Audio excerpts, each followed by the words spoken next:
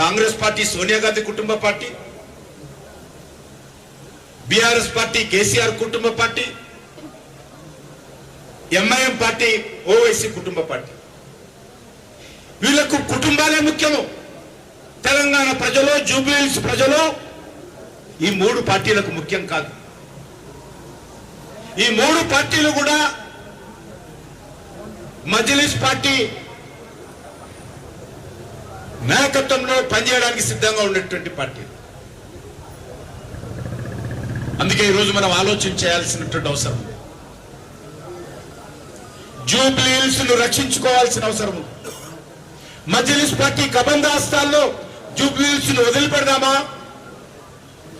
జూబ్లీహిల్స్ ప్రజలకు అండగా ఉండేందుకు భారతీయ జనతా పార్టీని ఆదరిద్దామా? ఈరోజు జూబ్లీహిల్స్ ప్రజల ఆలోచన చేయాలి. కాంగ్రెస్ పార్టీని కూడా అడగాల్సినటువంటి అవసరం. ఏ ముఖం పెట్టుకొని కాంగ్రెస్ పార్టీ ఓట్లు అడుగుతాం? మీరు ఇచ్చినటువంటి 6 గ్యారంటీలు ఏమయ్యాయి?